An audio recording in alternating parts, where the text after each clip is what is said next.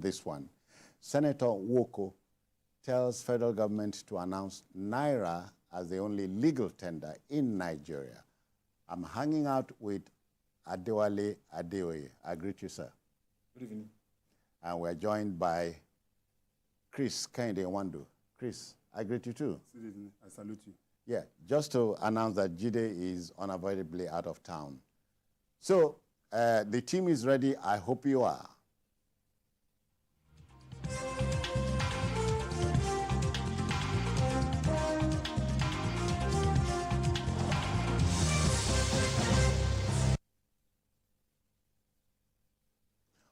Okay, then, let's go. Our first story. You know, the 2024 30-day Ramadan season for Muslim faithful worldwide is built to start on March the 10th this year. In the build-up to the event, the Supreme Council for Sharia in Nigeria has asked the federal government to expand the social safety net aimed at providing immediate relief to the most vulnerable during the Ramadan fast. The president of the council, Abdul Rashid Abdullah, I hope I got that right, stated this during a pre-Ramadan meeting in Kaduna. Now, remember the lesson of Ramadan, becoming closer to Allah and refraining from all negative behaviors. Chris. Yes, please. The essence of these religions, whether Christian or Muslim, is for humanity, as it were, and the welfare of humanity. And each of these religions, in their holy books, also asks their adherents to also take care of the poor amongst them. So it is a welcome development, and good enough. The group is asking the federal government to extend the social safety nets to some of these adherents. And I will tell you for free that some of the houses or the churches or mosques are doing this already. If you go to some of these mosques in the evening or during prayers, after prayer, they share things among them. There's a particular one that really interests me, and that was one done by one church, Dunamis Church. I don't know whether I've seen that picture. Dunamis Church in Uyo, actually, in your state. Okay. Yes, recently. You see that church that on a one service the last Sunday, they brought up heaps and heaps of yams, gari, rice, and the rest. And they were sharing it among the vulnerable members in the church. And that, to me, was instructive. Because of most of what we are hearing these days, you're just talking about prosperity. That is all these churches preach. Prosperity. Tithe. Pay your tithe. And you ask how do people pay their tithes when they are not even having anything to be able to do. So, although it's biblical, but I believe that if the hands of friendship and this things reach out to the poor among it will go a long way. So I totally agree with that. CK, it remains an enduring lesson of the season. It is. It is. And it shouldn't be seasonal for me. Yeah. It shouldn't be seasonal. It shouldn't be limited to the Ramadan or the Easter period or Christmas. It should be all through. If there's only, seriously, if you travel most of the time, especially across the globe, and you are stranded, most often they are not. It's either you go to the police station or you go to the church. Yeah. If you are stranded, for help, if you don't have a place to stay, you see the nearest church or the mosque, you just walk in there and just tell them, I'm stranded, and they provide for you, and that's what it's supposed to be. Okay. Well, it is not an accident that both the Christians are observing Lent, even as the Muslim will commence Ramadan very shortly. I think it's a lesson to all of us that we are one before God. Because when you are talking about Ramadan, it's traced to the time Angel Gabriel appeared to Prophet Muhammad, sallallahu alaihi wasallam. And then that was around 610 AD, and revealed the Quran to him in what is called Laylatul Qadr, the night of power. And in order to remember this, Muslims decide to see that the 9th month of the Islamic calendar will sit as a holy month. At the time that you are going to be committed to more worship, devotion, self-sacrifice, non-violence, and obedience to God. And if you look at that angel, Gabriel, it's called Jibril, in the Holy Quran. Okay, in Islam. Yes, in Islam. It has the same meaning. God is my strength. The same angel Gabriel also appeared to Virgin Mary to tell him about the birth of Christ, and also appeared, to Zechariah about the birth of John the Baptist. So it is the same. It is called Gabriel in Christianity and Jibril, in Islam. So when you look at the similarity, Lent started around 29 AD, in remembrance of how Jesus Christ spent 40 days in the wilderness. And 40 nights. And 40 nights. And he fasted to receive the words of God and then spiritual. So it's the same similarity, the same thing. And that is why we're always saying that people are fighting each other on the basis of religion. They have very little understanding of what Christianity and Islam actually mean, because they are the same. They are all children of Abraham. Yeah. So I think it's a moment that we need to help each other. It's not just about the federal government, because I think federal government should actually have less role to play in religious matters. But and by the way, we are talking about giving food across the country. Across the country. Yeah. So it's going to be easier in essentially Islamic states like Zamfara, Sokoto, and Katsina. But in other plural states, it may not be that easy, because Christians are also having Lent. So if you're now talking about federal government taking it over, maybe setting up committees talking about billions, it's another diversion. But I think mosque should take it over by speaking to their members who are better endowed, bank managers, people who are richer, corporate organizations, so that those mosques should be the centers. Because no matter how poor a man is, he has one church that he goes, he has one mosque that he attends. So I think this should be driven by Islamic leaders, so that they can raise those funds and then give to the less privileged. And I also think politicians, senators, House of Rep, who are Christians or Muslims, should work together at this moment and help those that cannot afford, what is needed at this moment. I agree with what he's saying. Yeah, it should go beyond the season. Yeah, because there's a church at Oregon, Laughter Foundation, has been giving food for the past 4 years to Christians and Muslims come there. I think it's the third or fourth service. They come and collect food. So it's not just about, we should see ourselves as brothers, And I know that also there are some mosques that do the same thing.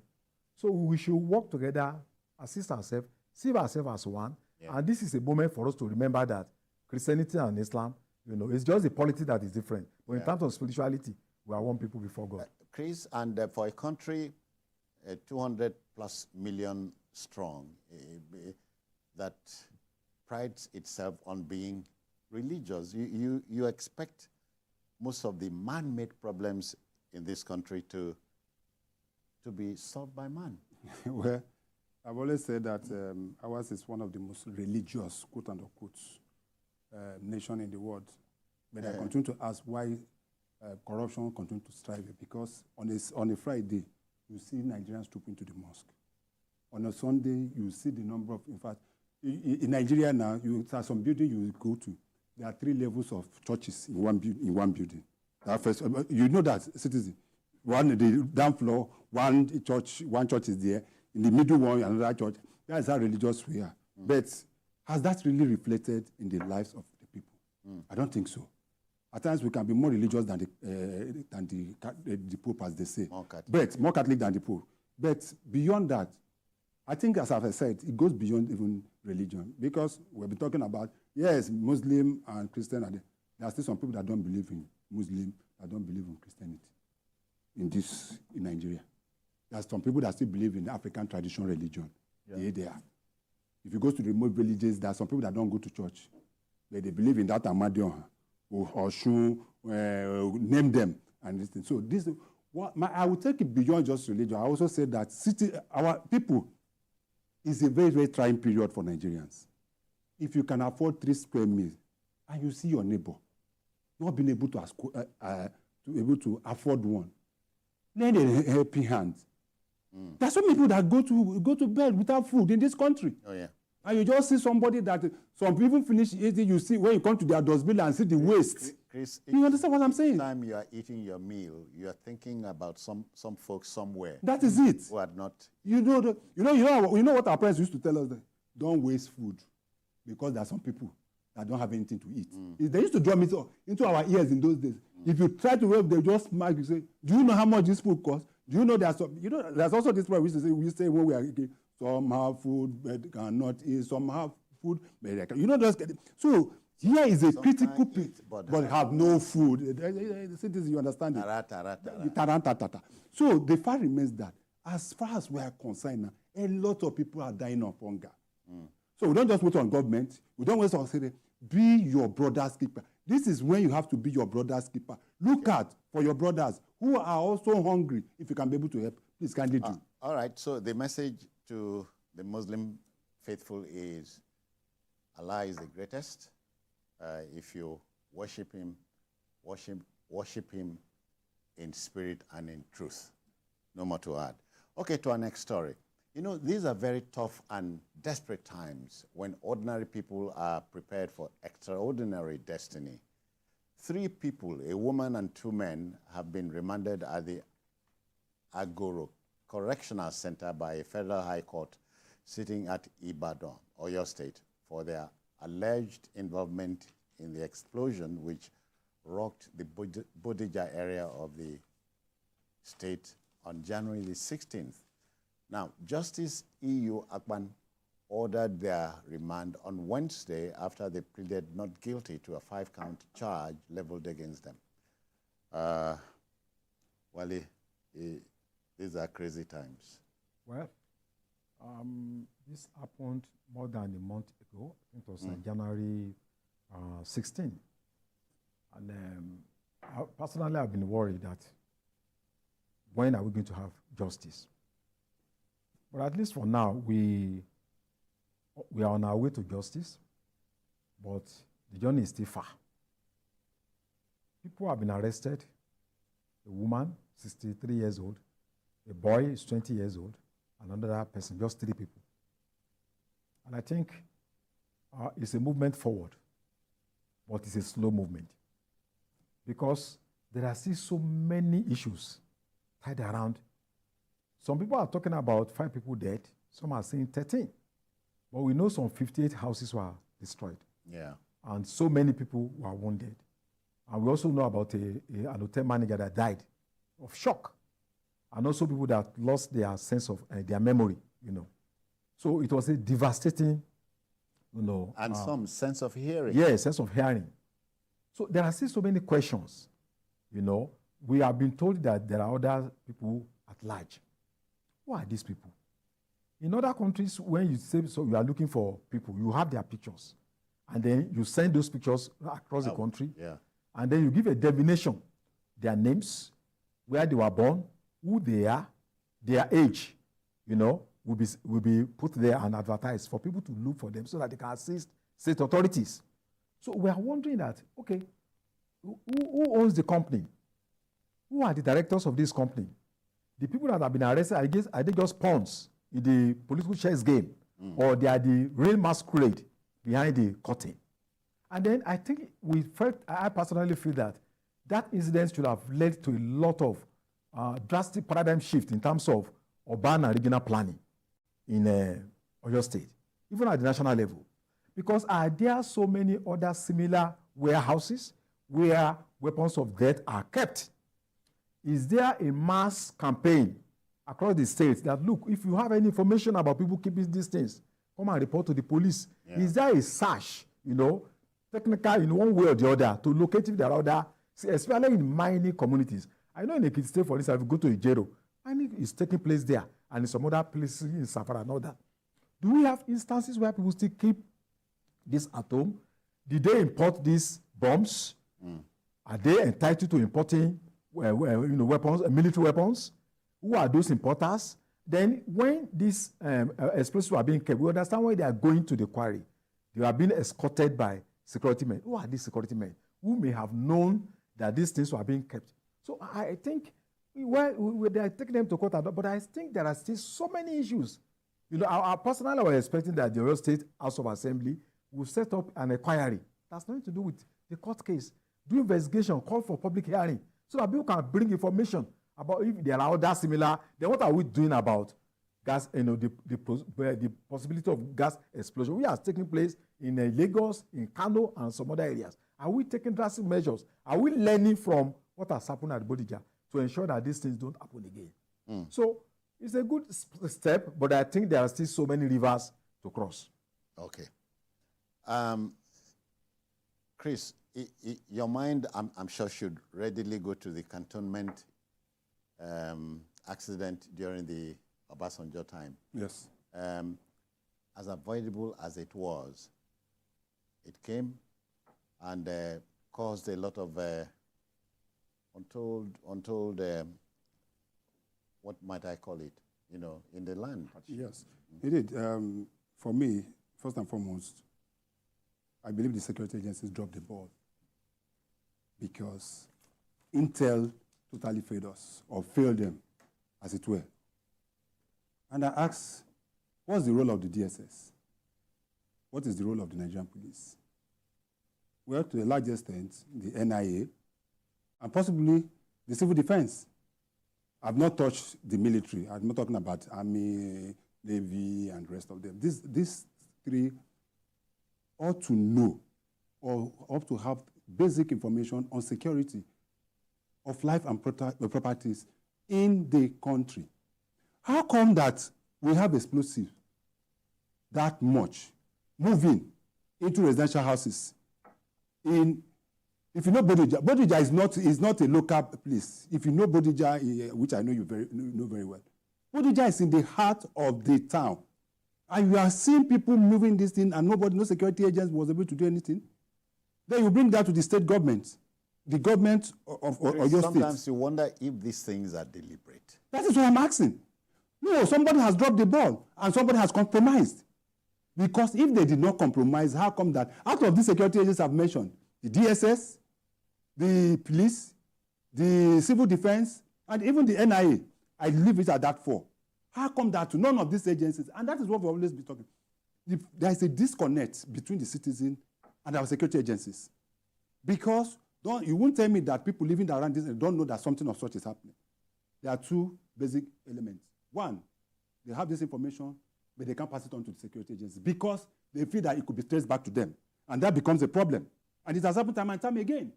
Where in our security agencies, they say, oh, you see something, say something. You finally see something, say something, they will shut your mouth. And it becomes a problem. So when there's that trust deficit between the security agencies and the citizen, then it becomes a problem. That is one. The second aspect of it, citizen, is that of the three people that we have been, three of them are not Nigerians. Go and find out. They are not Nigerians. From what I've heard, I stand to be corrected. They are not Nigerians. So how do they have access to some of these things? And explosive is not something you just bring. Because for you to have explosive, then you must have a license, you must have a kind of license from the Office of National Security Advisor. It's not just anybody. So those are the issues. So when we look at that, and I said, then something is wrong somewhere, then you ask yourself, if these people have gone ahead to start manufacturing bomb, because these are what the things we use for, then it becomes a security challenge for us. Now, the last leg for me is not just bring them to court and just say, oh, brother, citizen, in the next 2-3 weeks, we drop this story and we'll move to the next. And that's what's happened. And nobody asks any question any longer. Chris, and then you hear there are folks who are ready to give it back to the media. No, they say will go to sleep. They'll say the media, of course. Including us. Yes, no, even the media. Yeah. And it's true. There's no story. It depends that whatever that lasts more than 2 weeks on the cover of any paper or even national television. Look at the footage. Look at the footage. Yeah. Look at the footage. If you know the number of houses that were destroyed here, the loss of one single life is enough for me. Now we don't even know the number. In peacetime. In peacetime. And you see this.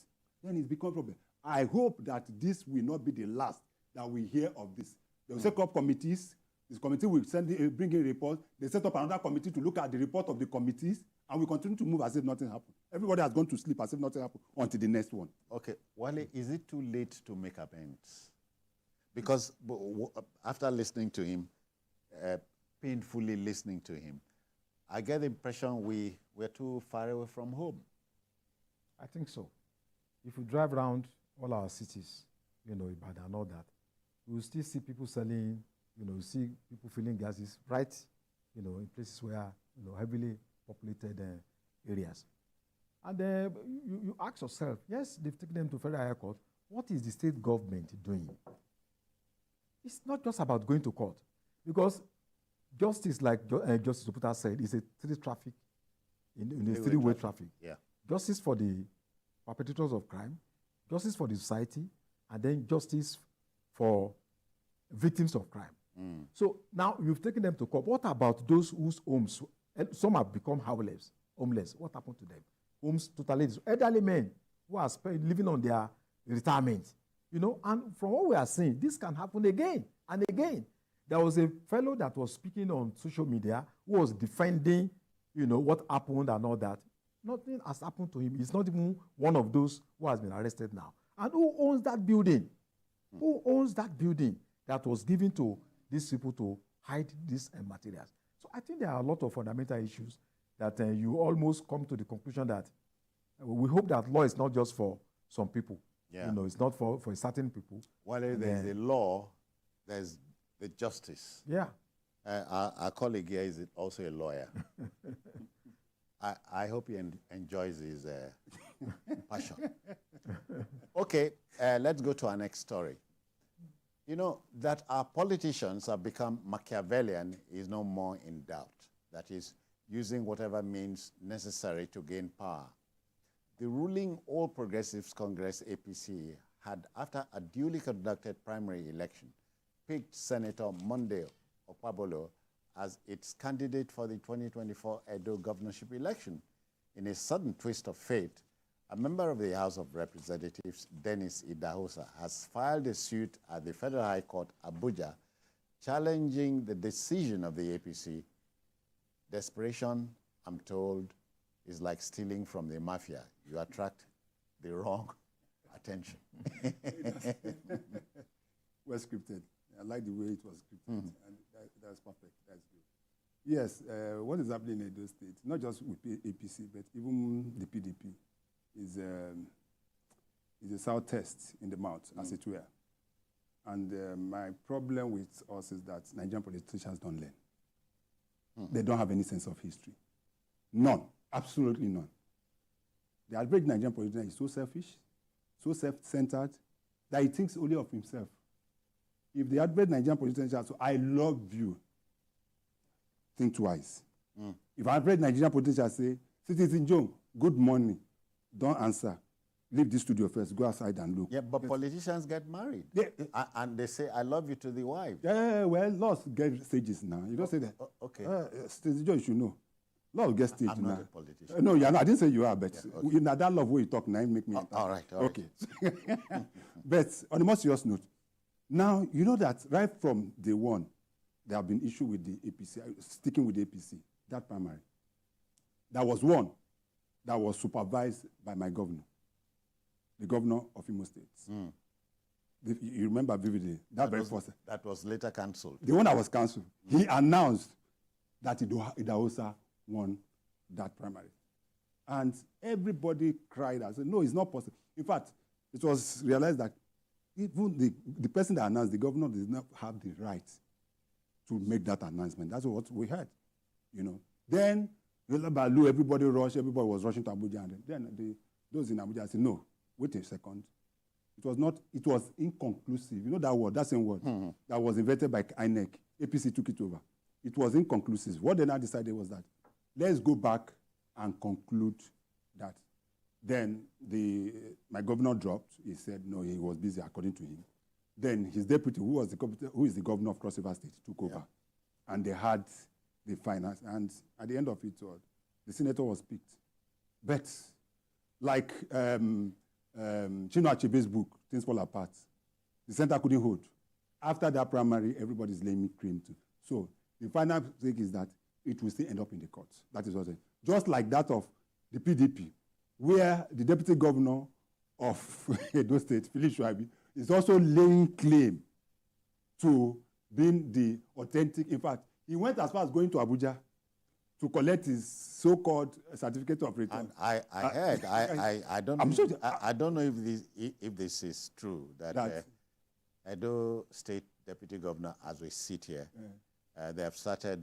No, it's not a rumor. You started yesterday. Yeah. 22 of the 24 members of the House of Assembly have... They want to kick him. But you expected that, of course. That's what is going to happen. You know, you see, I used to say, is this 7 laws of power? Or what do you 48 laws. 48 laws of power. One of them, now, you know one particular one. No. Don't ado. The first one, yes. No measure body with Oga. Good. That is what... Oga is number 1. That is what is happening now. And law number 2, yes. If you are in doubt, refer to law number 1. Okay. Yeah. So that is what is happening. But back to APC, I still believe that. And what is going to happen if the APC is not careful and PDP self is not, they are not careful? What happened in most other states in the past will happen. It happened in Zamfara State. You remember what happened in the last governorship? APC practically won everything in Zamfara. Up to the governorship. Yeah, until. And they lost it. You remember what happened even as far as Bayelsa in the last election, where a particular candidate, Bayelsa, I remember, the man was to be sworn in a day, just at the last day. You remember the rehearsal? Just the last day. They said his deputy didn't have. So that is why I used the word. I said Nigerian politicians don't have any sense of history. If they do, they won't go through this route again. Wale, did you see this coming? Absolutely. And you did? Yeah, because it has become a pattern, you know, and I was not surprised, especially in the context of Edo State.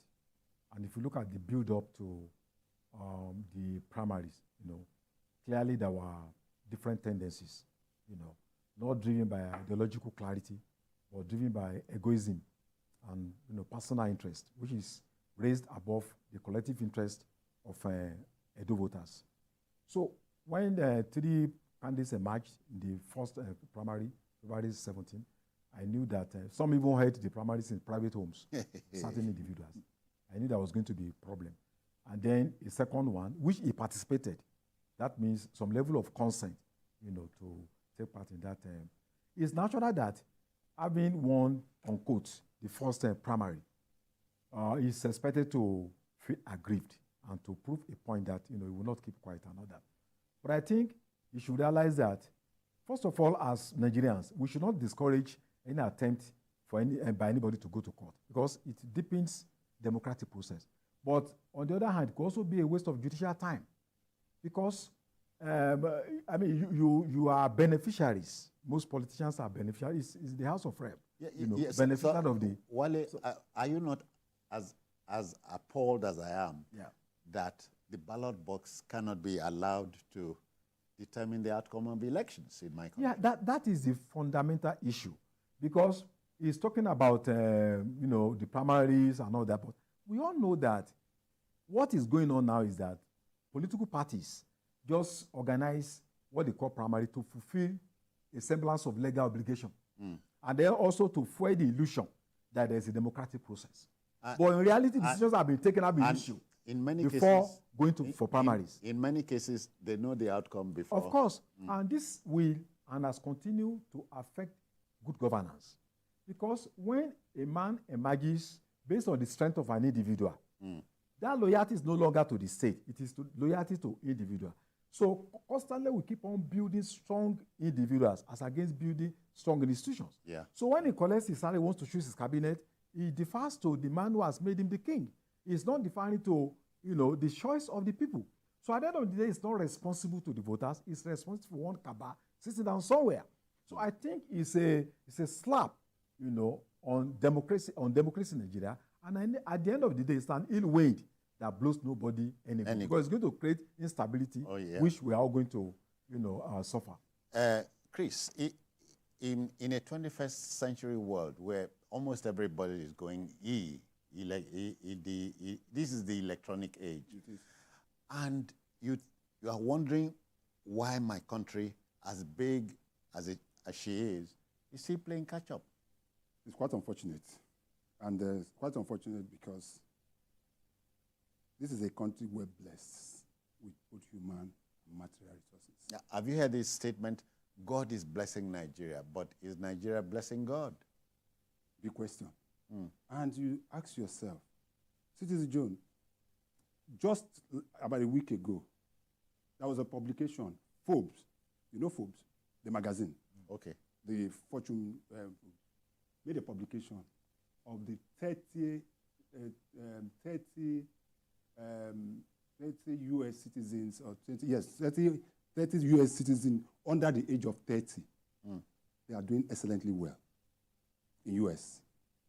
Out of that 30, about 8 were Nigerians. U.S. Out of that 30, 8 were young kids. In fact, two of the kids, Blossom and I can't remember they are the children. They are under 30. They are the children of a former military a general. Okay. General Emeka Okonkwo, retired. His children were out of those 30. And that is just one out of so many. If you go to medicine and see how Nigerians excels, if you go to engineering, if you go to NASA, you go to even technology, even here where we are, and you see how Nigerians are, you now continue to ask yourself, what is the problem? What is wrong? What is the problem? And I continue to ask the question, is it the leadership or the followership? Or is it the devil? Not only this country devil day. Okay. No, I go ask you now, devil and Nigerian. It becomes a problem. And let us even narrow down the issue of the politics. It is so annoying these days that Nigerians will troop out in their millions and go out to vote. At the end of it all, he ends up in court. And one judge will just rise up and say, I've cancelled the election. You are the winner. They take it to the Court of Appeal. 3 will sit. 3 against 100 million Nigerians and say, no, it's you that won. And they jettison. Or it gets to the Supreme Court, the AFA, and they say, no. It is. Now, you now ask you, what is the place of Nigerians voting? Now, it brings a lot of voter apathy because tomorrow, I'll be obliged again to want to go out to go and vote. Yeah. Because knowing fully well that after voting, it may not count. Somebody will just sit down somewhere, go to the court, get a judgment, and that's it. Let's take a classical example of what happened in Plateau State, where practically about 16, 18 lawmakers no longer sit now because the Court of Appeal was able to announce that. But that same case got to the Supreme Court, and the Supreme Court was able to affirm the governorship using the same, but their case couldn't get to the Supreme Court. And today, it's all on God. Wale, the slogan for Edo State is the heartbeat of the nation. Yeah. So if anything goes wrong with the heart, you are in trouble. You don't go. So in a way, ironically, it speaks to the political situation in our country. You know, what is going on. So I think those who describe that say as a heartbeat, they are actually correct. Because primaries is actually what you can use to measure the success of democracy. It started as a movement in the US, progressive movement, several years ago. It was an attempt to take the right to nominate party candidates from political leaders and hand that power over to the people. Yeah. And you see what is going on in the US. Their primaries, ahead of the election. The aspirants of those parties are going from one state to the other to meet the people and talk to them on their on their programs on the economy, on their health, on culture, on security, thereby giving the people the right to choose the candidate that will represent them in that party. But in this case now, the idea of a party primary is a farce. The candidates don't actually campaign anyway. So the people they just go and meet and go and vote for this person. The person you are voting for, you don't know. Maybe after collecting some money. So we are constantly destroying democracy. In taking this home, therefore, what does Honorable Idahosa want? Well, I think he claims that he wants fairness, but in actual fact, he wants his own block of the political spectrum, his own power block to overdo the other. That is what is going on. I don't think it's about... That's him? Yes, I don't think it's about... Well, he's still young. I think he's 43 years old. So he should also take it easy because he still have a long way to go. Because if the idea is to throw away the baby with the bathwater, I think he must also think of the consequences. Citizen, there is a say in my place. Yeah. That once you see a small child dancing by the bush side, the person where they play the drum is inside the bush somewhere. This young man is fully supported by former governor of Edo State, Adams Oshoman. He's his candidate. So that is why you see this. It's more like I call it more like we used to call something initial gragra. Okay, it has gone beyond initial gragra. Probably there are some people premier, but as far as I'm concerned, when it comes to issue of primaries, it is the job of the political parties. The court have come out squarely on that.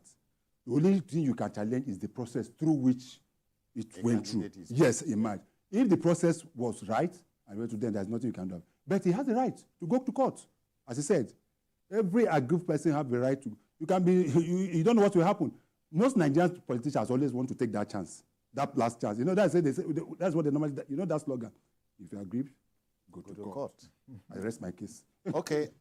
Honorable Idahosa, we wish you well, and but allow the court to do its job. We'll take a breather here now, but please stay. We'll be back shortly.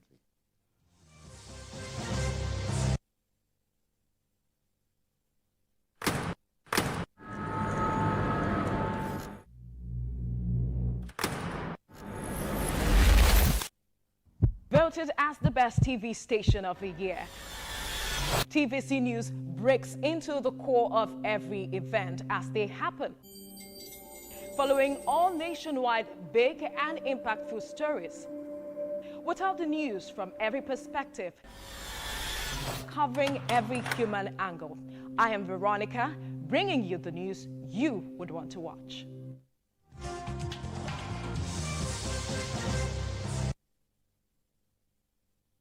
All right, then, welcome back.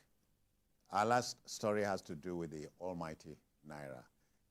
Any and every effort at arresting the national currency, the naira, from drifting further must not be spared.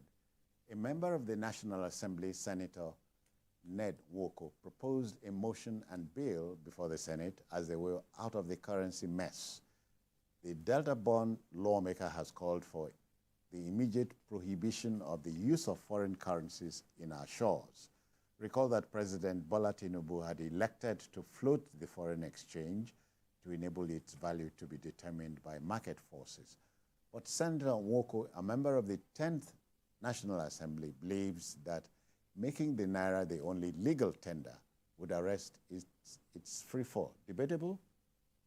I think I am personally impressed by the profile of Ted Nwoko. He's been in the parliament for a long time. A seasoned lawyer, respected all over the world. He started from the House of Reps. Yes, and he was instrumental to the Paris Club refund. The reason I even went to court to challenge the federal government on funds that were supposed to be returned to the state. And his position, justifies the fact that you don't need to be in APC before you can offer constructive criticism to the government. That as one country, we must strive to share, to realize that we have shared vision, irrespective of the political party that we belong to. I think his suggestions are progressive. They may be radical, Amen. Yeah, because I believe those are the steps that the federal government needs to take. One of the major steps that the Nigerian government needs to take in order to be able to save the naira from free fall. People talk about this idea of free market economy. That's really nothing. Like all over the world, governments intervene when they notice that things are going wrong. Even in the US, in the most advanced capitalist societies. So the idea of, I think I was already in the university before I saw the dollar or pounds for the first time. We had a program here, somebody called me from Norway. He said there was a visit from his friends in US. When they were leaving, they now gave the children $100 each. He said the children were looking at, what is this? They've never seen it before in Norway. Because the Norwegian money is what everybody knows. Yeah. Nobody, the children said, what are we going to, and actually he couldn't do anything with it. He had to bring that money to Nigeria to come out. So he's making some suggestions, which I think the government should listen to him. He's talking that accounts should be in naira. I think Nigerians were not used to having domiciliary accounts until not too long ago. Yeah. Now I'm sure some people have millions of dollars, in domiciliary account, or and I think this is a major challenge for us. He's also saying that hoarding of dollars, people should be given 48 hours to return that fund. It's not going to be easy. Because the people that are in charge of this are rulers of darkness, principalities and powers, very influential people. That our economy itself became dollarized is a crime. It's a crime. You know, you find yourself in a situation where you can go to Ikeja. If I have $20,000 now, I can go and shake it at Ikeja. Nobody asks me, what is the source of your money? In other countries, if you want to change $50, $20, $10, the first thing, where is your passport? They collect all your details. So they can monitor, you know, the inflow and outflow of currency. But here, I think the Minister of Finance cannot even tell us how much dollars we have in circulation in Nigeria. Yeah. People bring in dollars in cash. I hear, rightly or wrongly, that ours is the only country where the dollar is hawked, like you are hawking. You know, you pay some expatriates in dollars, some hotels, you have to pay in dollars. So, and how will your naira, how will your currency be strong when people are, they are less anxious to spend your money? Yeah. If you give dollars to anybody now, instead of naira, you will prefer it. Because that is the, you know, and if you look at what is happening all over the world, you know, people talk about dollar everywhere. The dollar is not the strongest currency in the world. It's actually the Kuwaiti dinar. There are about 5 currencies that are stronger than the dollar. And there are a lot of countries that are now de-dollarizing their economy for reasons that, you know, they just think that they want to make their economy to grow. So, but I think his suggestions are not enough. We also need to grow the local economy. Look at this thing, you know. This is toothpick imported from China. I bought this one 2 days ago, 700 naira. Why on earth should we import toothpick? A country that had independence in 1960. And why in the name of Nigeria, Wale, did you buy it? No, I wanted to buy it to come and showcase it here. 700 naira. Yeah. And if you go to shops, you know, shops and everything, you see shoes, you see ties, you see even ceramic products imported from China, from Asia. How will your economy grow when you are importing toothpick? This thing is made from bamboo. We can produce it in Nigeria. So we have need bamboo here. Yeah, we have bamboo here. So you cannot be talking about improving the quality of the naira when everything you import is from abroad. And some people allow this to happen. Chris, say whatever you like. One sure way of arresting the dwindling fortunes of the naira, the national currency, is to go back into aggressive production. That's all. And foreign exchange. Number one. And show up the value of your naira. Yeah. That's a simple economics. Produce more, exports, and more. Yeah. And so all we've been doing now, for me, I would just call in the local parlance, just cut and sew. You know Bioma. Cut and join. Cut and sew, that's it. You know Bioma. You remember in the days of Obioma? Oh, yeah. Nah, the normal Obioma now. I used to carry the Igbo, I used to carry the machine. That's one machine. Shop. Sorry, what do you call it? Ijikani shop. That's what we are doing now. We are patching and patching and patching. We are treating what you back calls lapa, dandruff, instead of the headache. All these issues, yes, they are just fundamental, but the basic things. But we need to hit. But Chris, you know, I know Wale remembers that the naira in the 80s used to be exchangeable at the other. It's more than the dollar. It's more than the dollar. Even the. But let me bust your bubble. Good enough. This is coming from Senator Moko. But let me also tell you that you know that most of our politicians now no longer spend naira. Yeah. They carry dollars in their pockets. They don't give you, if you go there, they don't give you naira. I remember Jide would cynically say, if you want to arrest the dollar, go to Abuja, break into people's homes. I'm telling you, I said, they are spending. These same people that are talking that they want spending dollars. Can Wale and including the lawmaker making this. That's what I'm saying. I say politician is lawmaker, not a politician. Can Wale, with all modesty, can Wale and I boast of $5,000? Where I go get them? Where I won't get them? For this job, what would they do? Where I won't get them? But that is chicken change on average. Yeah. They collect money. They are the one buying all these dollars. Even the so-called state governors, once they go to FAC, at the end of every FAC, they collect that money, do whatever the little they want to do. They convert it to dollars. Yeah. So we need to and keep it. So we need to change our attitude. It's our attitude that is causing the problem. Because ask yourself, I'm talking of legal, as far as I'm concerned, the only legal tender in Nigeria is naira. Yeah. You cannot go to the woman that is selling pepper and tomato and say, and give. I just came back from Cote d'Ivoire. I went to AFCON. Citizen, you cannot spend dollars in Cote d'Ivoire, at all. You can't. If you want to do that, you have to go to a bureau de change. Just as I said, they ask you for your passport. You present your passport. I was in Canada also 2 years ago. Canada has their own, they have Canadian dollar. Yeah. You cannot spend the American dollar in you. Close as Canada is to the US. No, you can't. Which is just New York and Toronto are just next. You can't spend it there. Nobody will collect it from you. So why is this that we've just gone so bad that everything about Nigeria is dollar? We're making very wrong choices. We're making serious wrong choices. And if you don't, all the measures being put in place, look at all that that CBN have done so far, even with the BDCs, it's not working. The former deputy governor of Central Bank, Mogalu, a few days ago, said that it's not run after cryptos or whatever they call them that is the problem. Go after the banks. Like if you go after the banks, you get to the bottom of this. This. 2 Nigerian banks were just in Ghana 2 days ago.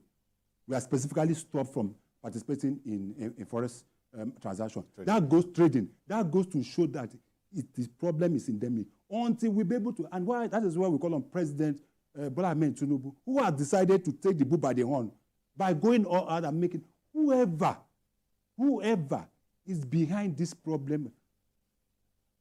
Most parents cannot pay their school fees of their children that are abroad. Yeah. And we still have a lot of people trying to do a JAPA. Finally, citizen, for you to do a JAPA through academics now, you need 50 million proof of fund. Are you aware of that? Naira or dollar? Naira. No. Wale, and people have quarreled with this floating of the currency. Yeah. You think it was a good decision by Mr. President? You see, we have a lot of good decisions, but at the end of the day, in terms of technicalities, in terms of implementation, we will discover that, those things don't actually reflect what the president says. Yeah. Very good statements, policy statements, but on paper, we are talking about banning 4,173 BDCs. But go to Kenya, go to Shomolu, people are still selling dollars on the street. Go to Ireland then. Go to Ireland. Go to in my environment. Yes. How did you want to monitor dollars in circulation? So, and just like I said, the banks, they are, those people with ties big to, they are feeding on the blood of innocent Nigerians. Declaring profits, billions every year. Yeah, they declare profit at the end of the year. They are the masterminds of this crisis that we are having. And that is why... So the problem is basically arrestable. Yeah, we can deal with the problem. We understand the problem. If we have the political will, we can deal with this problem decisively. And Nigeria will prosper in a way that will shock the whole world. But to think that this same Nigeria used to be the darling, used to be a go-to country years and years ago. Yeah, not only, yes. Let me give a certain example. There were in the days that Indians and so many people from outside the country, from most part of Africa, were coming to school at University of Ibadan. Oh, yeah. You know that very well. Even secondary school. Igbobi College, which also I attended, we had many classmates many from West African countries and foreign countries coming. Paying. That's that dollars are now in foreign currencies now. We're talking. Yes. You go to King's College, you go to Baptist Academy. I'm talking about the ones in Lagos, CMS Grammar School. You will see most of these foreign. In fact, it got also remember the youth corps, the American youth corps. Of course, they taught at secondary schools. Citizen Joe in the 80s, I had secondary school teachers from Ghana. They were all here. Indians were coming here to teach. At what point did my English teacher was an Indian. My mathematics teacher was a Ghanaian, and he taught me so well. And then what do you have the reverse? Now we are the one running to Ghana, going as little as Cotonou, to Benin here, go to university. Then you ask yourself, what is the problem? It's a fundamental problem, which we have to treat, because it's getting worse by the day. Last year, how much was the dollar to naira? How much is it today? And I can tell you that if care is not taken, Governor, what's his name? Obaseki, about a year ago, or they about warned, then naira was just about 500. If we don't take time the way we are going, that the naira is going to go to 1,000. Nobody believed him. It is about 1,005 today, And if care is not taken, before we get to July, it will hit 2,000. So Senator Ned Nwoko has come out.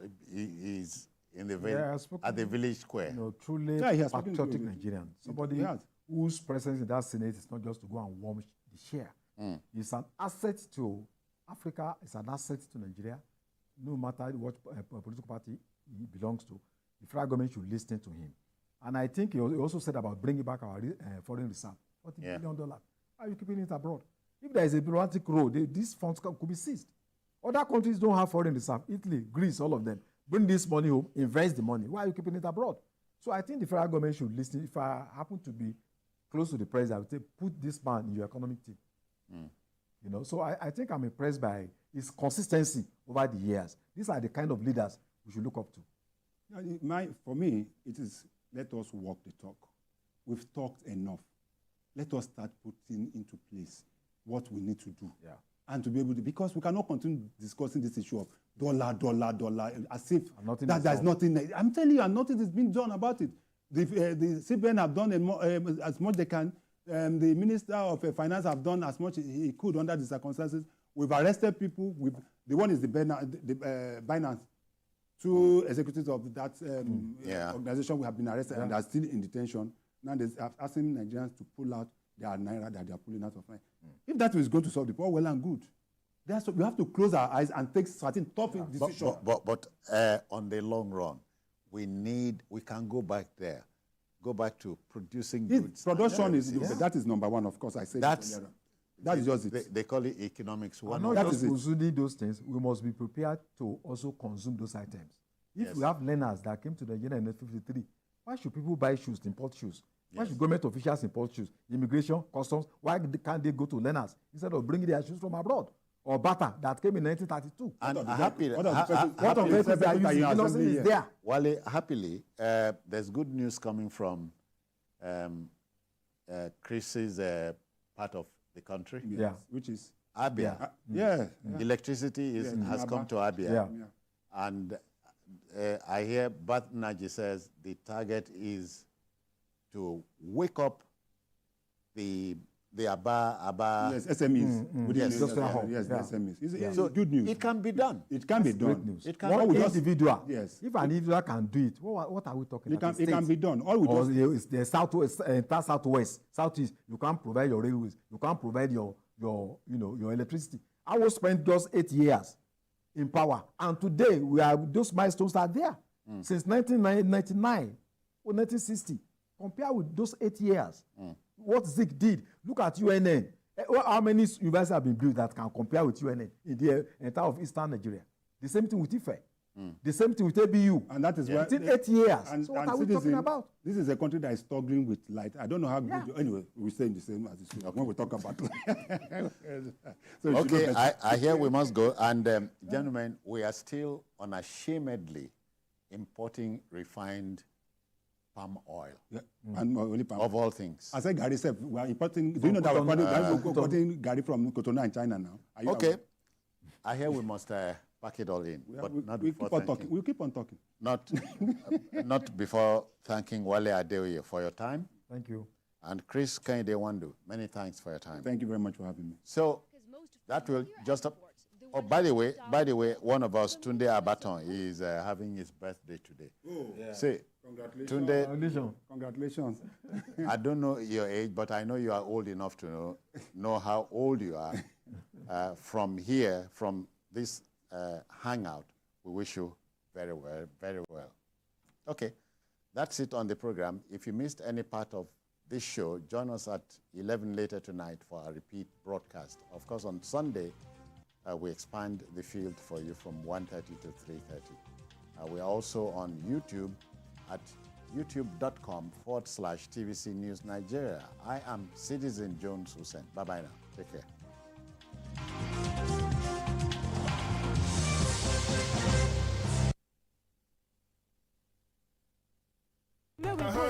morning, no.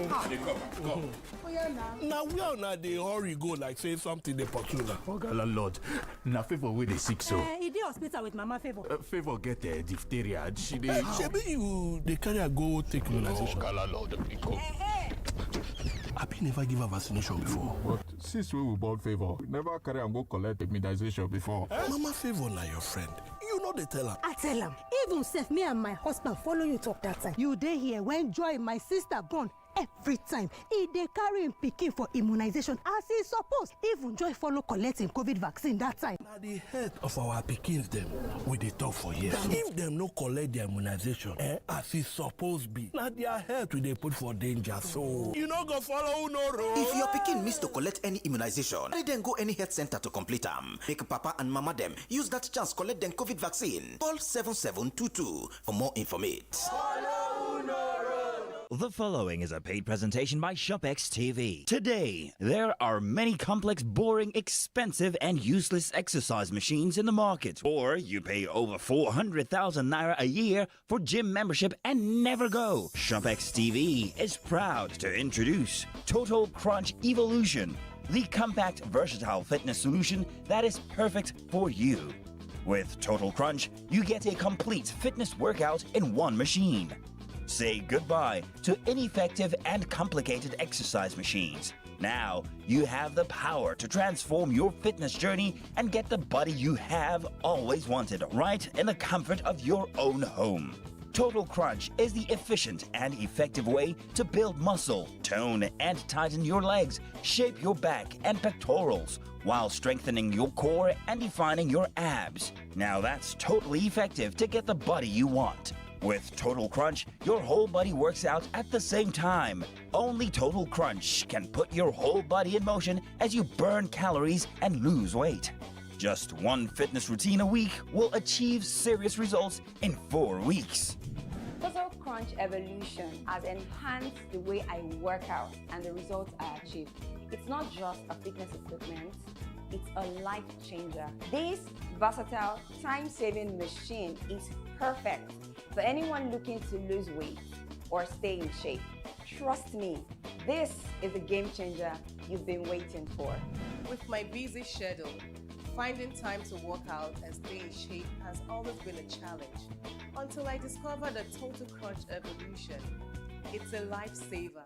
Traditional exercise equipment is large, complex, takes up so much space in your home, and you could be paying up to 400,000 naira for annual gym fees. Get the Total Crunch Evolution, the 2-in-1 fitness solution to save the cost and transform your body from the convenience of your home. Similar equipment costs 300,000 naira, but you can get the Total Crunch Evolution for not 300,000 naira, not even 200,000 naira. Order right now and get your Total Crunch Evolution for just 179,950 naira only. And that's not all. You can get our Total Crunch Evolution in 2 easy payments of 89,975 naira. That's right. Pay twice to get your Total Crunch. And remember, if you order now, you get the Total Crunch Evolution delivered to you for free anywhere you are in Nigeria. And it comes with a ShopX 30-day money-back guarantee.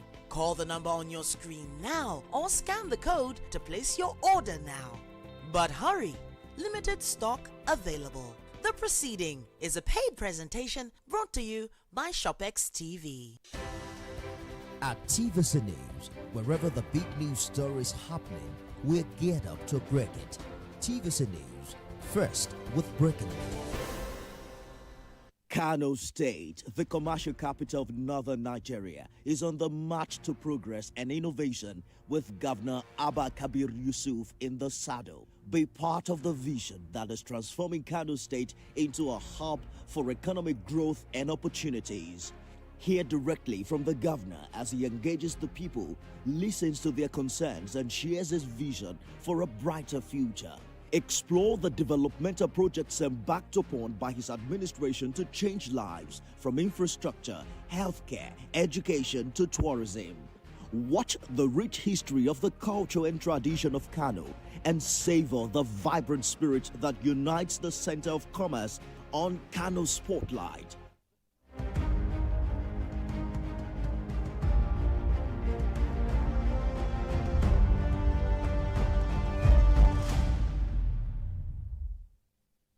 Hello, everyone. You're watching Beyond 100 Days. The Senate today joined women in Nigeria to commemorate International Women's Day that holds on the 8th of March. The mace was lowered to enable lawmakers exit the chamber during plenary to cut the cake. And President of the Senate, Godswill Akpabio, says although women representation in the Senate is currently low, the Senate will continue to do all in its powers to promote the rights of women and girls in the country. The Senate has also assured that it will make efforts to ensure fair consideration legislation supporting women's rights in Nigeria. Currently, the Senate has only 4 female members among the 109 senators in the upper chamber.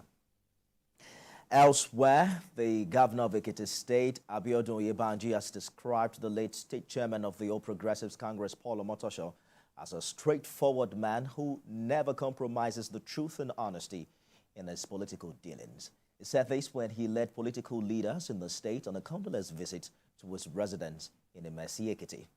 Governor Oyebanji lauded the various roles played by the deceased in achieving continuity in governance, adding that his demise has left a great vacuum within the APC in the nation. The departed chairman was an encyclopedia of loyalty, of commitment to worthy causes. He was the first chairman in the history of the state that superintended over a back-to-back transition program in the state. And that's why we call him Mr. Continuity. As a party, the party will sit down and take a position on what we are going to do. But as a government also, we will immortalize him. We are not going to leave the community alone. We are not going to leave the family and the children alone. And like one of the speakers said, this should bring us together stronger, because what will keep him happy is to see the party, being strong as an election machine in the state. Honestly, it's very sad. We are missing such a great man, and we miss him so much. And I know the entire state and the party has been thrown into a money situation now. And definitely, I can only pray that God console the family, the political family. We're back discussing the Ondo State governorship election scheduled to hold on Saturday, 16th November 2024.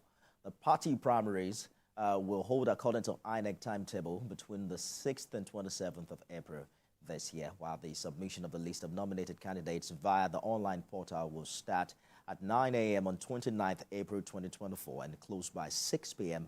on 20th May 2024.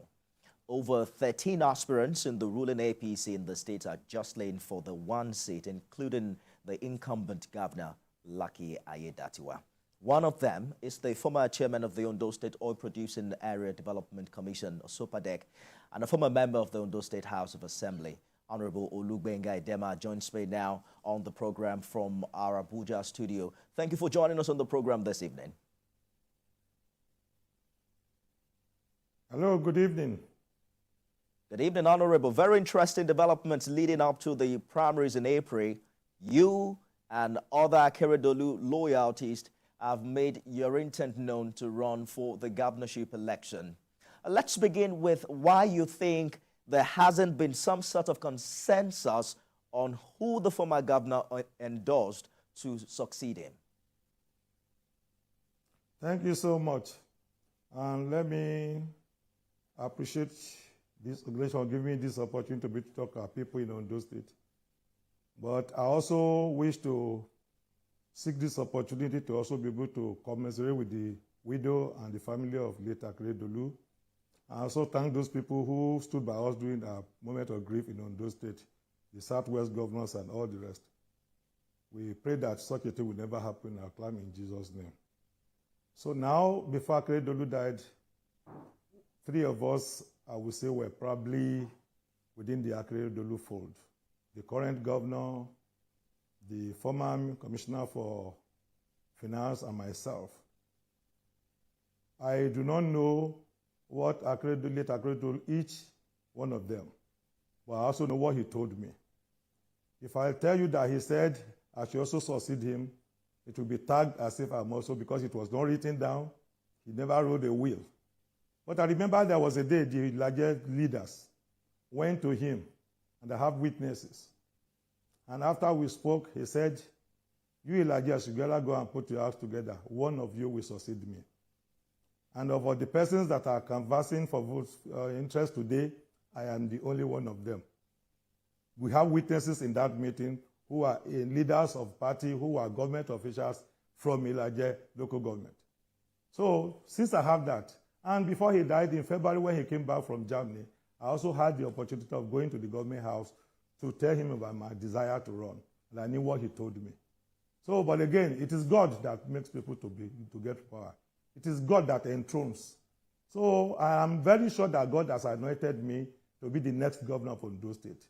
But what Akredolu told me is between Akredolu and, because he's no longer alive to be able to verify what he said, except for the first incident I told you about, that leaders of Elijah who were in government went to him and said, one of you will succeed me. And to the glory of God, I was the only one of the people aspiring today who was in that meeting. Thank you. So let us add to that number the former running mate to former Governor Akredolu in 2012, who's also shown his interest to run. You talked about the former finance commissioner. He actually mentioned that conversation he had with the governor on this show, where he specifically did say that Akredolu anointed him last year to take over from him. You said you met with the governor when he returned, from Germany. Are you sure you don't want to disclose what he said? February 2023. In February, oh, okay, that was earlier February 2023. Okay, that sounds like the timeline seems to be, even before what the finance commissioner did say. But does it bother you that people are talking about possible endorsements by your former principal that you may not be aware of? Well, it will not matter any longer now. And the reason it will not matter any longer is because the man is deceased. One, he never wrote a will to that effect. Three, of what influence would that be, except for the people who are in that team? Unfortunately, the team is like polarized now. The governor has taken a chunk of the Akredolu's dynasty or team to his own and forming a new group entirely, mingling with some people whom he considers will be sympathetic to his fault. Some even anti-Ekiti people when Ekiti was alive. When between the finance commissioner and myself, we also have other pedestals on which we stand. For instance, as a former member of the Edo State House of Assembly, a former parliamentarian, I also have other pedestals I depend on. For instance, like what happened in Delta State, it is our collective resolve as parliamentarians that we want one of us to succeed Akredolu. And we were ready to tell him. Unfortunately, he's not alive now to be able to hear us. But we have not dropped that decision because I am the only one who can understand the plight of the people who have gone to the parliament before. Nobody, for instance, understands that as parliamentarians that we are an arm of government. They think that what we should do is pass budget and go to sleep. They think when they need us to impeach an officer or to do something, that's what they ought to pass up resolutions. That's what House of Assembly is meant for. But we are part and parcel of the government. We are supposed to be the one to determine what goes into the budget and how it is spent and do oversight. But since in the last 12 years that I know of the House of Assembly, we have never been able to have that. As I'm talking to you, I left the House of Assembly in 2015. My severance has never been paid. The 7th Assembly, their severance was not paid. The 8th Assembly, the 9th Assembly. And yet they pay all their political office holders. It's because they don't consider the House of Assembly members as relevant. And I'm sure it is because of the long interface of military, so to think the parliament is just a rubber stamp, so it's unnecessary. So we have resolved as members of parliament that one of us should succeed Akredolu and that represent that face. I hear you clearly, but you must also speak in terms with the fact that, for instance, we have a president and vice president who are from the legislature as well, so anything is possible. But in June last year, you mentioned that you were the most qualified to succeed Ekiti. Do you think that has changed now? Talking about qualification, there is now a sitting governor who declared recently on TVC News that he was going to run. By the way, he's from Elijah as well. So if you say that Akredolu mentioned someone will come from Elijah, maybe he was talking about Ayedatiwa. There's also now... He was not in that meeting. At that time, Agbola Ajayi was the deputy governor at that time, not him. At that time, okay. But there are also people now that are sitting lawmakers. Was the deputy governor. I hear you. There are also lawmakers who are from the Senate. There are lawmakers from the Senate and the House of Reps who are contesting. Do you still hold that thought from last year, June, that you're the most qualified? To the glory of God, yes, my position have not changed, and the reasons are this. Thank God you work in an organization. If you are going to hire a manager in this place, for instance, you are likely going to look at the first, which is educational qualification in that field that you want to hire somebody in. Are you with me? 2, you are going to talk about requisite experience in that field, especially in similar organization. And you also have to look at the length of time such person has worked in that kind of duties. So if you look at my pedigree, I joined politics as a young man, though, and it was because, to the glory of God, Babangida Ibrahim, General Babangida, opened the floodgate for some of us in 1990 to be able to participate in politics. And within 3 years, I was in Jos in 1993 as a member of the Young Congress or the convention that voted, and we voted Abiola, the late Abiola, as the candidate of SDP. And I was a university graduate. I wasn't idle. I had finished NYSC. So I joined politics not because I was idle, not because I was going to be hungry, not because I don't have a second address, but because I look at it as call to service. So that is why, if you look at length of time, I am the one of, if not the longest, one of the longest, maybe 1 or 2. Are you with me? So if you talk about length of time, if we were to join the military, or we join police, or we join civil service, I would be a director or a permanent secretary now, while some of them who joined in 2012 will probably be a manager. I hear you clearly, Honorable Edema. And you know, if I can just jump in, we can go on and on to talk about CVs. There are other people. For instance, I spoke with Professor Dayofadu, who is also a former NMA president. There's a retired brigadier general who also has, large volumes of CV to display as aspirant, for this position. But let us narrow it down to your local government. Let me add, please. Let me add. Having a CV is one. Having a relevant CV is another. You may want to hire a carpenter to do a job. The carpenter may be a furniture maker or somebody who does other part of carpentry. We are talking about somebody who can deliver on the mandate of people, who understand the people's plight, and who has the capacity. So you may be a medical doctor and you may not be a politician. You may be a professor, you may not be a politician. Talking about relevant CV, let's talk about the incumbent governor who's been deputy governor. You're from the same local government area with the governor, and you are both from the same party. Yes. Some would say it's no-brainer that the incumbent governor stands a better chance to win in any election. Why precisely are you not supporting Governor Aiyedatiwa's ambition? Well, he has not told me of his ambition, it's only that I heard it on television. But I have had the opportunity of making my own ambition known as far back as 2022, that you said. And I said I am the most qualified for that job. And that has not changed. And I will be doing my people a lot of disservice if I am loaded with this kind of God-given intellect and skills, and I refuse to make myself available for them. So I'm using the opportunity to offer and present myself before the people and say, here I am, send me, because I know I'm the best for the job. So he has not told me of his ambition, only that I heard of it on television and saw a lot of people. But there are other issues. Like I told you, if you want to hire people, will you not consider his certificate? Will you not look at the level of education? So we have seen states that have hired governors that do not. It has impacted on the level of governors such cases able to produce. I don't want to be mentioning names. But you are a press man, you know it. There are times you compare the ability of a man to manage a situation, to manage an organization, based on his pedigree and his educational qualification. Yes, anybody can be governor when you have school cert. But whether it's going to be a good governor is a quality of, is a qualification quotient. So it's not just being a governor, being a good governor, be able to deliver on the mandate, be able to understand policies and deliver policies. That is what it takes to be a good governor.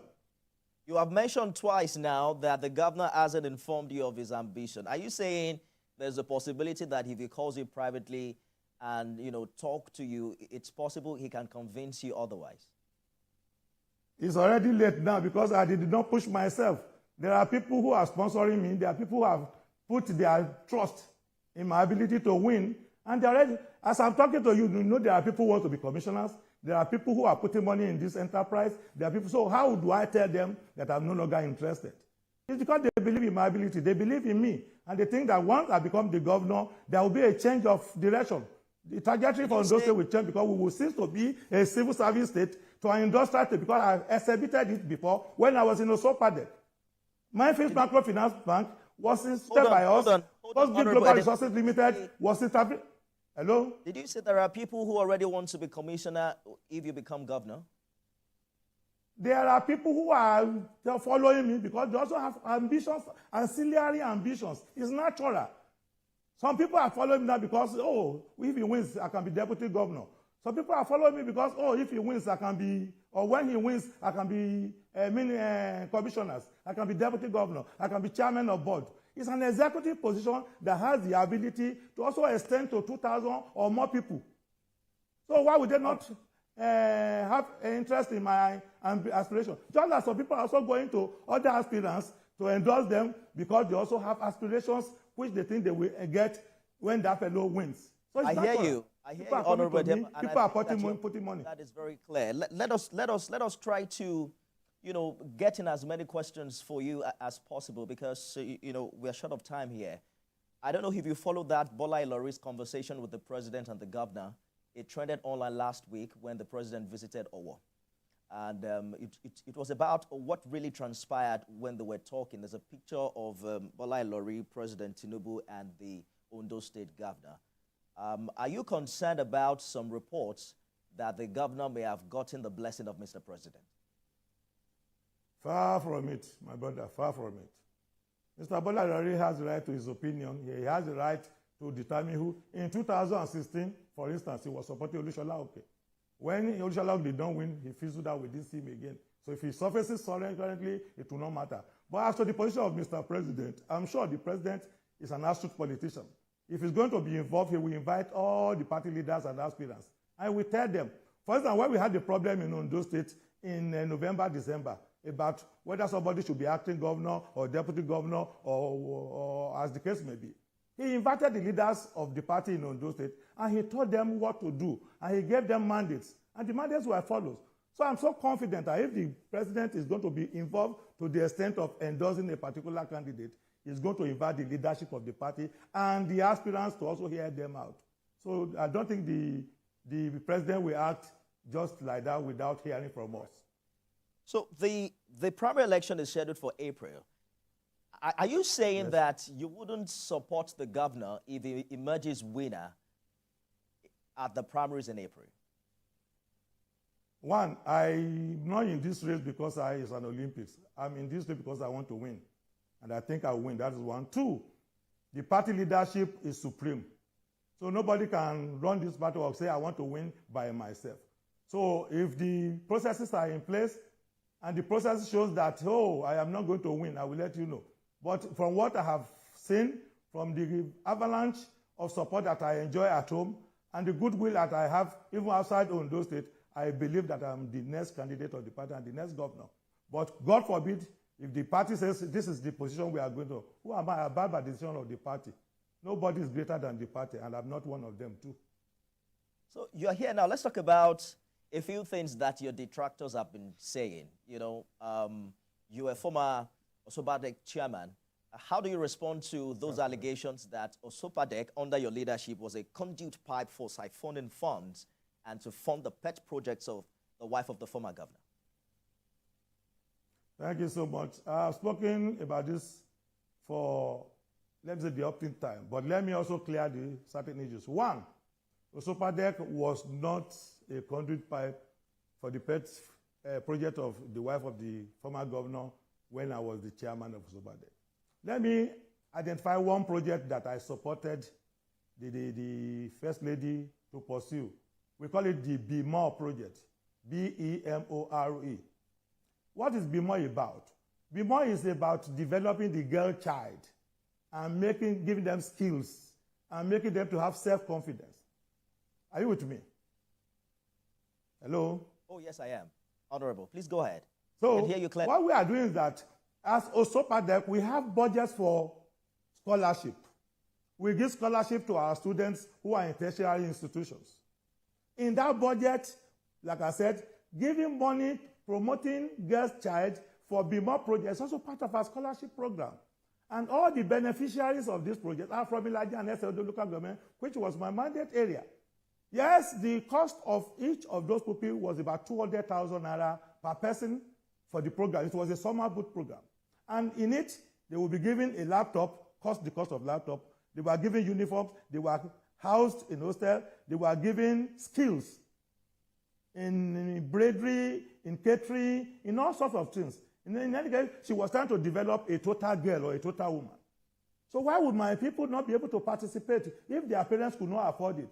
And since we have... I hear you clearly, budget, Honorable, but you know, the allegations went as far as saying that the commission didn't execute a single project since the inception of the Akeredolu tenure, and this was in 2022. No, let me finish with this BMO so that for the purpose of the people at home, they can understand that BMO was a project of the First Lady, right? But the beneficiaries were girls from Ibadan and Edo local government who we funded, and they benefited. And they are verifiable. That is one.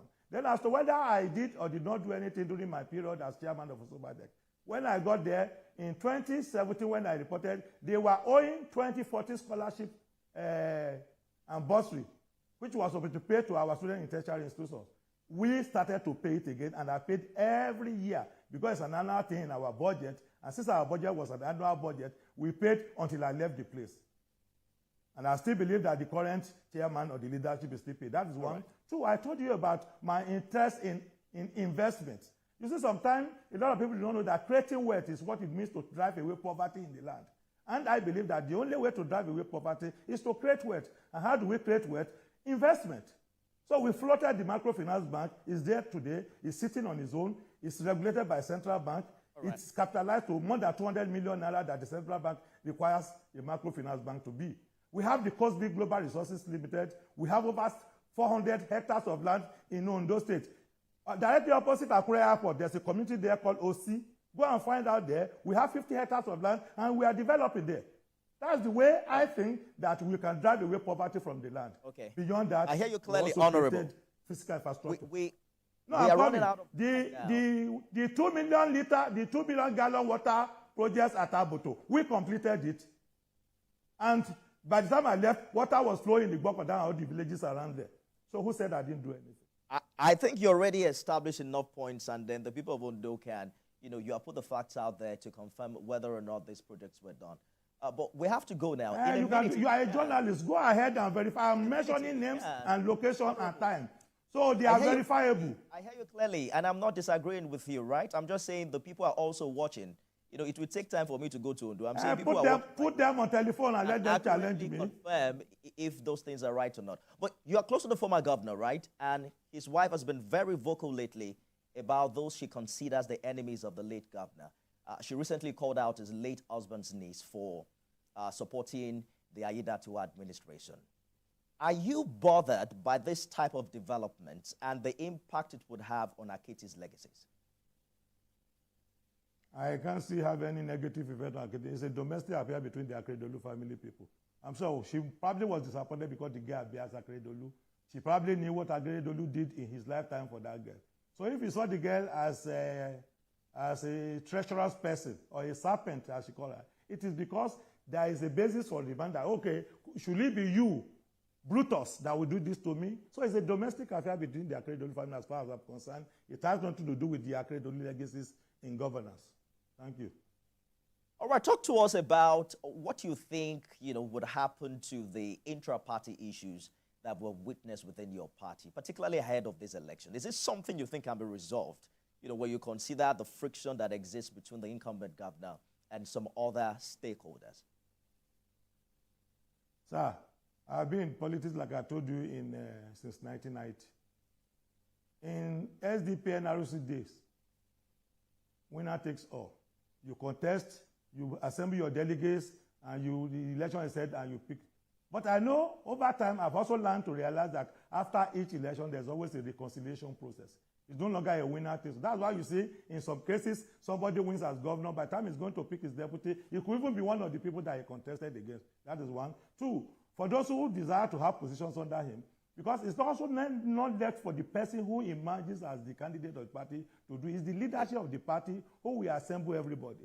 So I can bet you that by April 27 or thereabout, when the primary will have been over, and by the grace of God, I will have emerged as the candidate of the party, and we are going to reconcile ourselves. We are going to talk to all the aspirants and the leadership of the party. I can't unilaterally take certain decisions because it's party decision. And that is what is a healing process. So it's not new party politics. We have to reconcile ourselves immediately after the selection process come April 27 or thereabout. Good place to leave it. Former chairman, Ondo State Oil Producing Area Development Commission, Osupadek, and a former member of the Ondo State House of Assembly, Honorable Olubenga Dema. Thank you so much for talking to us. Hopefully we'll have more of this conversation. It's my pleasure. So thank you. And for viewers at home, I also thank you for your patience, for listening to me. We'll meet there very soon. God bless. That's our show today, everyone. You can watch it again at midnight and at 6 a.m. tomorrow. I am Nifemi Oguntoye.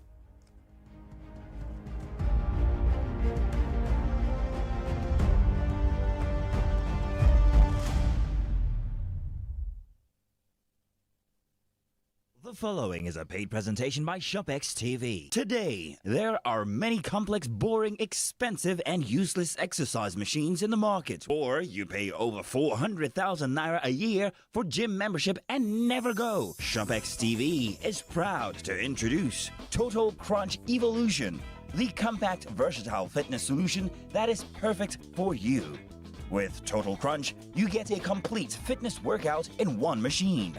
Say goodbye to ineffective and complicated exercise machines. Now, you have the power to transform your fitness journey and get the body you have always wanted right in the comfort of your own home. Total Crunch is the efficient and effective way to build muscle, tone and tighten your legs, shape your back and pectorals, while strengthening your core and defining your abs. Now that's totally effective to get the body you want. With Total Crunch, your whole body works out at the same time. Only Total Crunch can put your whole body in motion as you burn calories and lose weight. Just one fitness routine a week will achieve serious results in 4 weeks.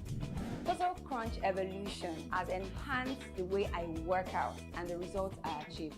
It's not just a fitness equipment, it's a life changer. This versatile, time-saving machine is perfect for anyone looking to lose weight or stay in shape. Trust me, this is a game changer you've been waiting for. With my busy schedule, finding time to work out and stay in shape has always been a challenge until I discovered the Total Crunch Evolution. It's a lifesaver. Traditional exercise equipment is large, complex, takes up so much space in your home, and you could be paying up to 400,000 naira for annual gym fees. Get the Total Crunch Evolution, the 2-in-1 fitness solution to save the cost and transform your body from the convenience of your home. Similar equipment costs 300,000 naira, but you can get the Total Crunch Evolution for not 300,000 naira, not even 200,000 naira. Order right now and get your Total Crunch Evolution for just 179,950 naira only. And that's not all. You can get our Total Crunch Evolution in 2 easy payments of 89,975 naira. That's right. Pay twice to get your Total Crunch.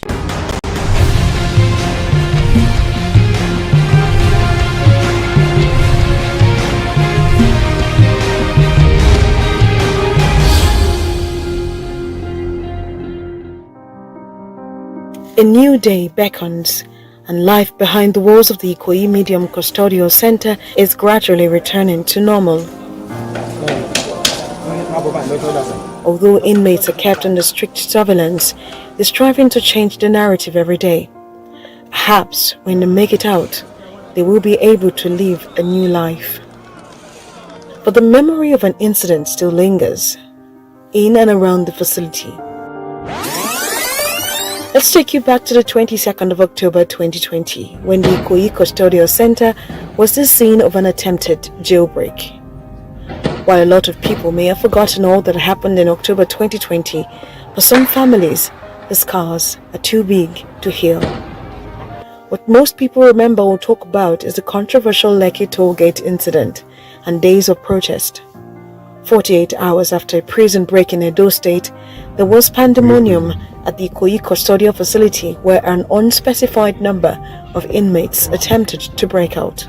On the 22nd of October, these videos were posted on X, formerly known as Twitter, minutes before 1 p.m. Sounds of gunshots echoing. The video shows billowing smoke in the distance. On a closer look, you see inmates running towards the gate. Then the gunshots continued. In a statement, the Nigerian Correctional Service revealed that 20 inmates lost their lives while desperately trying to escape. The statement also reads that 8 correctional officers sustained various degrees of injuries, with some life-threatening. More than 3 years later, details of what happened are still sketchy. What exactly happened at the Custodial facility that day? Many people are still waiting for answers. It is not clear who lit the fire that burned the records office within the facility, or if some hoodlums who allegedly tried to help their friends escape were arrested. There are also sources who claim the ruckus started behind the walls between an official and an inmate. Whatever the claim, it is established some inmates were killed. By who? For what reason? In the cells or while they were allegedly trying to escape? These are some of the questions families like the Bamedeles are asking. Wọ́n ní àwọn ọmọ yẹn pé wọ́n fẹ́ sá ọmọ yẹn wọ́n kàn rí pé tí a gà sí wá wọ́n wá bẹ̀rẹ̀ sí sá wọn mọ ibi tán máa sá sí wọn mọ ibi tán máa sá sí wọ́n wá fún ọ̀dọ́ da ìbọn yẹn bò wọ́n ní àwọn tó máa ń lo kinní sójú yẹn ni wọ́n náà pè náà pa wọ́n náà ní àwọn míì fi tí a gà sí bá àwọn míì lójú tó jẹ́ pé wọ́n á máa ṣe wọ́n ní àwọn míì pé irú ètò ọmọ mi tó sùn pé ó kàn wà nínú sẹ́ẹ̀lì ni báwọn méjì wọ́n tẹ̀ dárúkọ wọn ní fine nínú sẹ́ẹ̀lì yẹn. Shola and 6 others were arrested in 2019. For the family, it's sad that all they can hold on to is the memories of Shola, their only son. Some of the questions they're asking are: what time was Shola killed?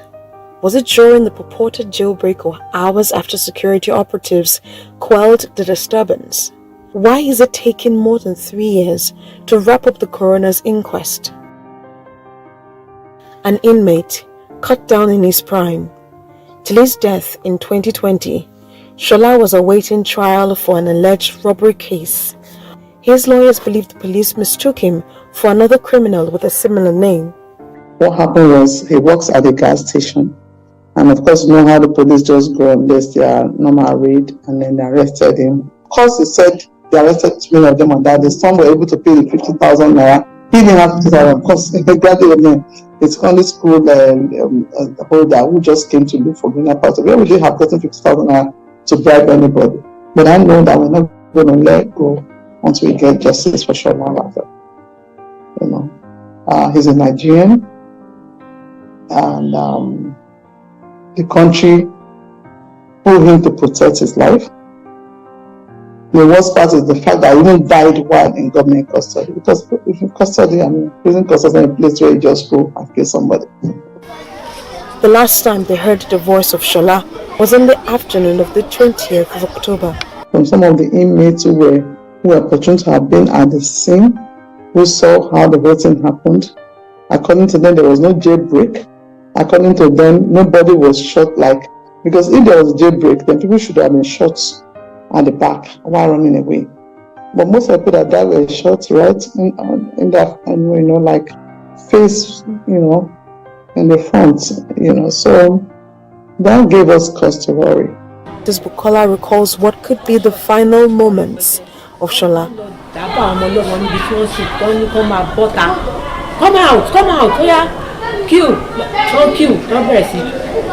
Shoot wọn pàpàpàpà even gan mi tó jẹ́ pé ẹsẹ̀ ni wọ́n bà wọ́n méṣe pé ó kú.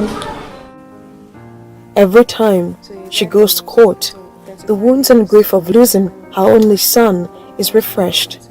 The grieving mother has a responsibility of catering to the needs of her girl child and 4 grandchildren. Di sí mo ṣe bá yín sọ̀rọ̀ yìí mi ì tí ì fọwọ́ sí fojú kan ọmọ mi kọ́ ràn mí lọ́wọ́ kọ́ bá mi àwọn ọmọ tó fi sílẹ̀ mi lè dá wọn tọ́ àwọn mẹ́rẹ̀ẹ̀rin wọ́n máa wọ school kàn jọ kàn assist. I want the justice for my children. Kíjọba Tinubu president Sanwó-Olú kàn ṣàánú mi kàn má bẹ́rí ọmọ mi kò ṣe kàn má bẹ́rí ẹ o ó léèyàn o Ọlọ́run ni mo ní kàn ṣàánú mi kàn gbọ́mọ mi lẹ̀. I need to copy these pictures on Facebook. I went out to go and print it. Still filled with a lot of hurt, Shola's family keeps going for the coroner's inquest, hoping to get justice. But months have turned into years, no word or compensation from the prison. He has plans for me, and then he left 4 children. So it's me and my mom that's taking care of them. Because I need to go back to my school to do my HND. Assuming he's alive now, I'll be serving because most of my classmates are serving now. I'm here struggling, and maybe I like the government to help us because I can't do this alone. I can't. If they release his corpse now, we should bury him because we went to last week. They said that we should bring my brother's pictures and his sons for DNA. There's an autopsy, something like that. We went there 3 times. We didn't see results. Maybe it's the government that wants to bury him. We should know. As in, if they should release the corpse, I'll be happy. Because 3 years now. There's nothing. I'm the one and her taking care of the children. I can't do this myself. I need to go back to school. Nobody to help. And I can't ask a guy to give me money. But I don't know what to say. Maybe if the government wants to bury him, we should know. Because there's nobody there there's nobody there out there that will help us. No family. It's when I'm looking at my family because we are 2. I'm the one remain with my mom now. We should know what happened. As how could they kill my brother there? He's innocent.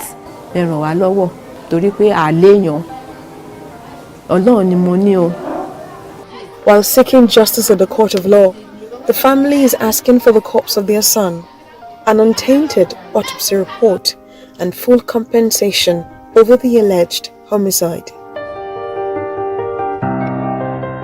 Built in 1955, the Custodial Center seems to be in a compromised location, surrounded by high-rise buildings, people, and businesses. Correctional officers are always on high alert. They tell us they're always ready to repel any jailbreak. There are lots and lots of challenges. Like you can see, this place was built in 1955. If you look at the scenario, in 1955, this place looks like a bush. I am thinking that it is only this custodial center that existed here by then. But over time, the whole of this place has been sandwiched by urbanization. You can see people are living very close to us. And that's a very big challenge. That's a very big challenge. If this custodial center is located where there are no urbanization, you'll find out that some of the things that go on here will not happen. We have a lot of challenges. The security of this very place is bedeviled by the neighbors, the nascent neighbors. I think the correctional center supposed to have been located as it was ab initio. If you go to all the newly constructed custodial centers, you will see that they are in a quarantine. They were not located where people are living. The facility now has another officer in charge who is bent on rebuilding the burnt record office and maintaining order behind the walls. This place is peaceful and calm. No, when I entered here, there were a lot of bullying or a lot of inordinate behaviors of the inmates, which I have curbed. Those excesses have been curbed, and inmates are now breathing very fine.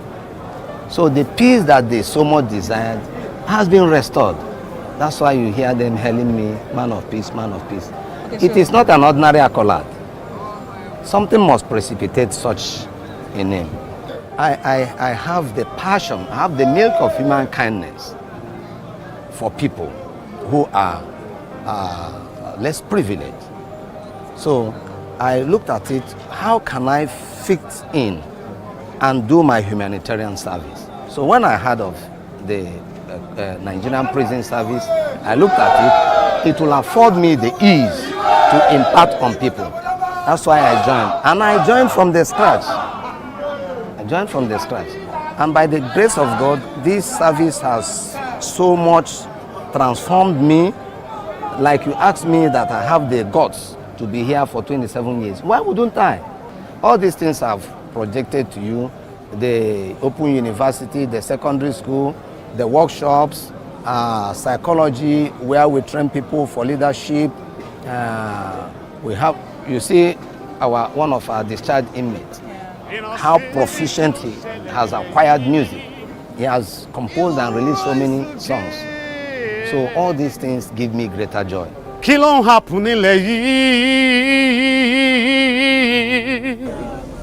years after, the Ikoyi Custodial facility is still reeling from the foiled jailbreak. Limited movements for the inmates, not like there is enough space to move around. Officers are always on guard, setting up multiple checks for visitors and inmates. People are saying that we keep inmates behind the bars. And when we keep them there, nothing is done. Our duty transcends more than that.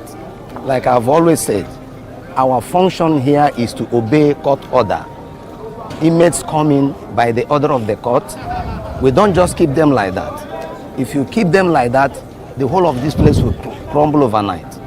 But what we do is that there are so many packages we use to rehabilitate them. We need to reform them. These are our functions. Correctional officers are mum about the alleged homicide.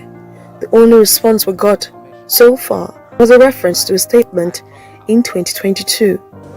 While questions remain unanswered, the inmates are trying to shake off the 2020 event. Most of them are looking forward to having new opportunities to continue their lives in prison. Our inmates are the ones constructing this building. That's one of our rehabilitational and reformational functions. We are going to build it from now, from the foundation till when it is being completed. And when we finish it now, it is still going to help us tremendously. The record office will be restored, and we are going to still have some portion where we can keep some of our inmates in order to relieve them from being compacted together. You see, the number is rising on a daily basis, and we make sure that inmates, we don't record mortality in this very place, because like the number is increasing. If any pestilence breaks up in this very place now, you see that there's going to be high rate of mortality. So we pray God Almighty that they are going to speed up the construction of this building. Enrolling in the Muharram Sisters Educational Center serves as an escape from the confined spaces. Here, officials of the Correctional Service guide the inmates on how to register for qualifying examinations into the National Open University. Even inmates that have shown certain behaviors and knowledge teach those in the primary education level. The exam is a very simple one, because I will not want you to come and submit a wrong assignment or wrong answer for me tomorrow. For most of the custodial facilities visited in the past year, overcrowding is a major problem. Many of those awaiting trial lack legal